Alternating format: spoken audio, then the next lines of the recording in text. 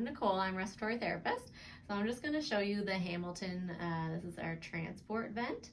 So I'll just kind of walk through everything. So the initial setup is just a plug, so you need an electrical outlet. Ideally you have it in a red plug, just in case the power went out. And then we have our oxygen. So you have to connect this to your DISS connection.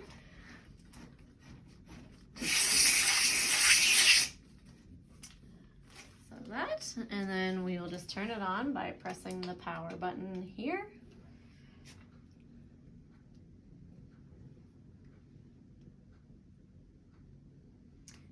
So other things on the screen under here is the batteries. So we have 2 batteries. Each battery lasts about 4 hours. This one you could interchange, so this just pulls out. That's what it looks like. So you could interchange them between the different transport vents. But whenever it's plugged in, it's charging, and when you get into the, say you were taking someone in the ambulance, you'd plug it in anywhere you go anyway. So, but if you're taking someone to CT, that would be useful. If this for some reason wasn't plugged in, I would grab a battery from one that has been plugged in, and if you're going to CT, so then you'd at least have a couple hours. So this is the home screen. On the side here we have some quick modes, so CMV plus PCV, so this is like your volume control, like a PRVC mode. PCV plus is pressure mode, and then ASV is adaptive support ventilation. It's a new mode. You pick male, female, and enter the patient's height. So entering the patient's height is important because whenever I enter the patient's height, it'll automatically calculate the mils per kilogram ideal body weight. So for this person, for example, 174 centimeters, his ideal body weight is 70 kgs. So it's going to set the tidal volume for that patient at 8 mils per kilogram, because we usually ventilate at 6 to 8 mils per kilogram to protect the lungs. So you can see when I turn this down, so say I go to 160 and click to confirm, my tidal volume changed from 560 to 460. So then on the side here, again, we have other modes, other settings. So your tidal volume, your PEEP, and your FiO2. So to make any changes, I would click and turn. So if you say wanted to do 6 mils per kilogram, you can even decrease that lower. PEEP, turn up and click, and then your FiO2, just for purposes of this video, I'm just going to turn this way down and accept. Other settings here, so if you want to set your respiratory rate, again, just click, turn. If I forget to select it after, like it's highlighted, it'll just revert back to what it was before. So we leave it here for a second. And then again, your tidal volume, your PEEP, your FiO2, those were all on the other page. Flow trigger is set at 5, and typically it stays at 5. TI, a lot of times, so it won't let me do anything until I do that. Usually we have this set at 1 second for the most part, but it can be changed. And then your pressure limit, for this mode we have a pressure limit on here, so if you want to change again, typically we have this set anywhere from 30 to 40. And then your alarm screen is here, so high alarm, low alarm for all those settings. Again, if you want to click and change, you can, and go from there. So I've measured out my patient. Ideally, we want to put the accurate height. So measured out my patient. I've set all my settings that I want to set, and now I'm going to press start ventilation. And again, this is not up to nursing to know what settings to put. The physician needs to order the settings. The thing that you don't need an order for is changing the FiO2. So here we can start ventilation. And initially when we start ventilation, the alarms are silenced for a minute. You can see down here, just to let the vent start working and not be alarming as soon as you turn it on. So it gives a minute to kind of get going. Down here, some monitoring. There's some extra parameters. So you might need to chart some things from that screen. Tools, we don't have to worry about that. Events, this would know all your events that you've used or all the events that have happened in the last little bit. So if you've made any changes or anything, alarms have gone off, that'll show up there. System is not something we need to look at either. That's just backup stuff.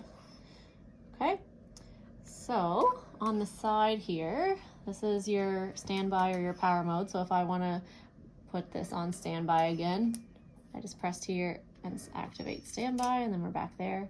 So again, start ventilation. This is the day-night mode. So nighttime mode just makes it darker. So if your patient's complaining that this, well, your intubated patient won't be complaining, hopefully, but if someone complains that it's too bright, just press the bright or low. Lock screen. So if I'm taking someone, say, to CT or moving them into the ambulance, I usually put the lock on just so that nobody can hit and adjust the modes or settings by accident. This is a manual inflation button. So if you wanted to give the patient a manual breath, again, we don't really do that. But if you had a patient on a spontaneous mode, for example, you might have, and they stop breathing for a second, you could just give an extra breath, but you're probably gonna have to put them back to a controlled mode.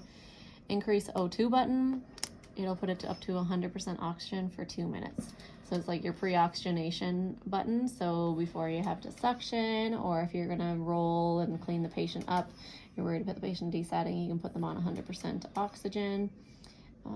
If you are put on 100 and you're good, you don't have to do the full 2 minutes, you can just press that again. It'll go back to what you had it set before. This is a print button, so if we wanted to print something off, and then a nebulizer button, and we don't use either of those. And then the alarm silence button is here, and again, it silences for 2 minutes. When you do see an alarm, you'll see, so I'll try to get an alarm to go here. Red alarms are high priority alarms, yellow alarms are lower priority. So initially it'll be yellow, so you get the visual here, and then you also get the yellow there, and again I can silence, and now we've got our red low minute volume alarm. So once I relieve that issue, say the patient was coughing or the patient needed to be suctioned, and then it'll kind of fix itself, or you do the fixing. So that is that. So if you had to take the patient to CT, for example, this is a transport vent, so you can move the patient around. So I would disconnect from the wall and hook it to the tank that's on the back here. So I just disconnect.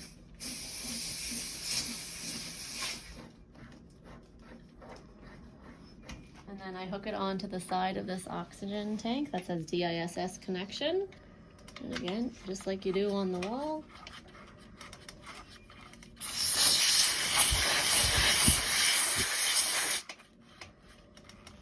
And put it as tight as you can without over tightening it. And then you've got your oxygen going. You don't have to turn the dial on the oxygen tank. That's that. This line here is your flow sensor.